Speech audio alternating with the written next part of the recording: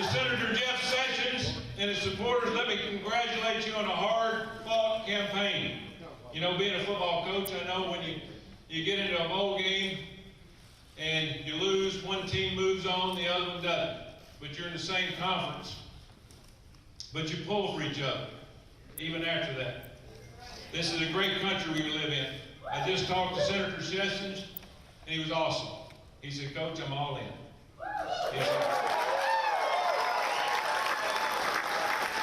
I want to thank him for his service, for what he's done for many years for this state and this country. It's hard.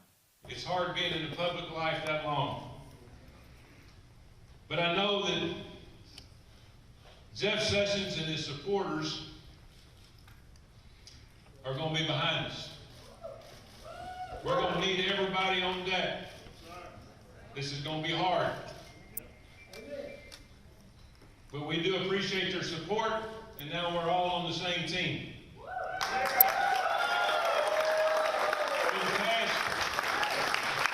the past year and a half, which is the hardest dang thing I've ever done,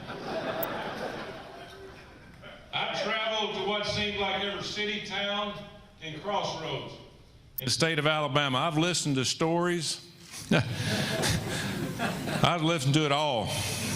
And I've listened to the concerns of everybody. There's a lot of people hurting. And I've been listening. I hadn't taken anything for granted. You know, I've stood in the field with farmers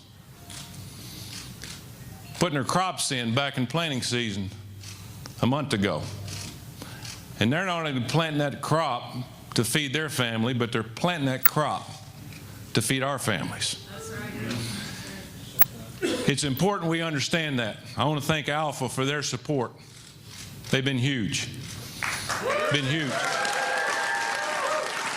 You know, I've sat with military veterans who simply want their country that they serve faithfully to keep their promises to them, like the VA. I've talked to many of them. I've met with enforcement officers, firefighters, ambulance drivers who have risked their lives and safety every day to provide help for all of us.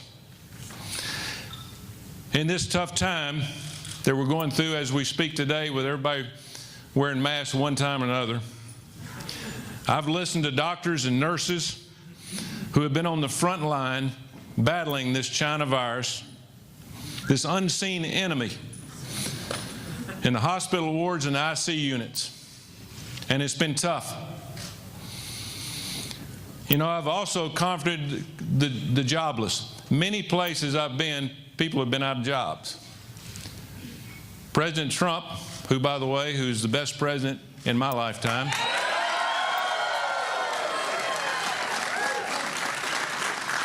who, by the way, called about 30 minutes ago and wished us luck and congratulated us on what happened today. Those people without jobs are worried because they don't know what the future holds, and none of us do. But all those stories and 1,000 more like them have touched my heart, and I've promised that your voices and all the voices of the state of Alabama will be heard on the floor of the United States Senate.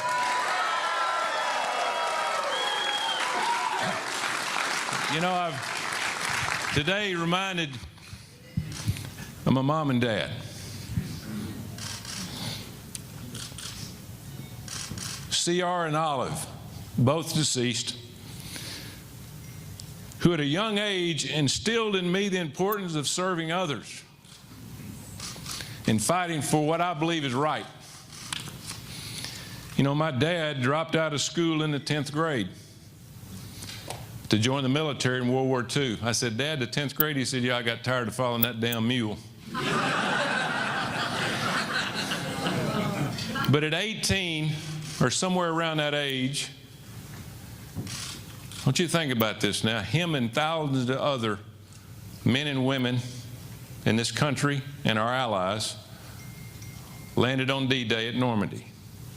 Now, 18 years old. And he drove a tank across Europe losing friends every day, fighting for every inch, every foot, and every step. By war's end, my dad had earned 5 Bronze Stars. Now, a Bronze Star is fighting in a major battle. And if you win 1 or 2 of those, or earn 1 or 2 of those, it's special. At 18 and 19 years old, he earned 5 of them. He was my hero. He earned a Purple Heart, which nowadays is $1 million wound. They send you home. Back then, they put him in an infirmary for a month and then sent him back to the front lines. He got hit in the back. He had a big hole in his back. And I asked him one day, "Dad, you got hit in the back?" He said, "Yes, son, I was running like hell. My tank was on fire." I can't imagine what that generation did. But throughout this election, I'll be fighting for many of the same ideals, same principles, and the same God-given freedoms that my father and others like him and the greatest generation fought for so many years ago. Yes. Thanks to them. So now we turn our eyes towards our next opponent. One and done. We've got a little over 100 days because this runoff was pushed back. Democrat Doug Jones is running for re-election with the slogan of "One Alabama." Well, you can make no mistake about it. What Doug really means is one liberal Alabama.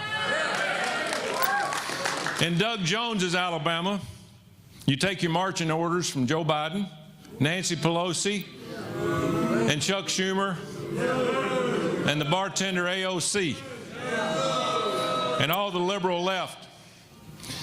In Doug Jones, Alabama, the Second Amendment is a dream. It's just a thought.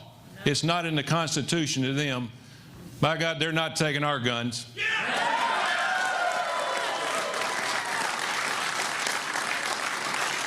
In Doug Jones's Alabama, you vote against conservative judges.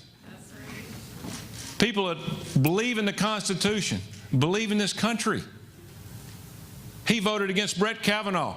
Are you kidding me? We have got to have conservative judges in this country to go by the rule of law. In Doug Jones's Alabama, you don't work for your state in Alabama. You don't work for the United States of America. You spend the first 3 years trying to impeach the best president we've ever had, and he voted to impeach him. In Doug Jones, Alabama, the rule of law is a mob rule. Think about that. It's not law enforcement, it's mob rule. And in Doug Jones, Alabama, politically correct is the name of the game. I am so sick of that. I'm sick of it. Doug Jones, Alabama is not the conservative state that we love and embrace and defend. It's a liberal fantasy. A liberal fantasy is what Doug Jones believes in. He believes in funding Planned Parenthood, but defunding the police. Folks, we can't make it. We cannot make it with our great law enforcement. That's right. It is time we have a senator who represents Alabama values, not New York values, not Chicago values, not liberal Democrat values. We need a senator that believes in our values. It's our mission, it's our movement, it's our moment to reclaim Alabama's Senate seat from Biden, Schumer, and Pelosi and put it firmly back in the conservative column. And that effort begins right here, right now, and tonight. I want to thank all of you for coming tonight. This hadn't been a great night for me or my family. This has been a great night for Alabama and the United States of America. I want to thank everybody here for your support. We got a hard road ahead the next 3 months. And I'm telling you, I hadn't taken any days off in the last 480, and I'm not going to take them off now. So, I want to say this. God bless all of you. God bless Sweet Home, Alabama. And God bless the United States of America. Thank you. Thank you.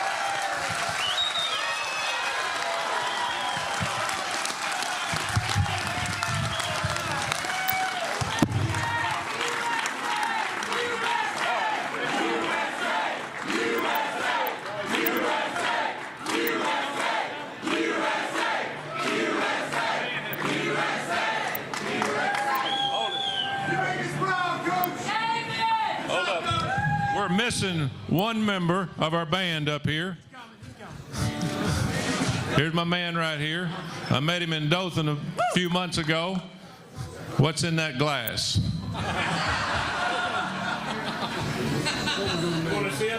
No.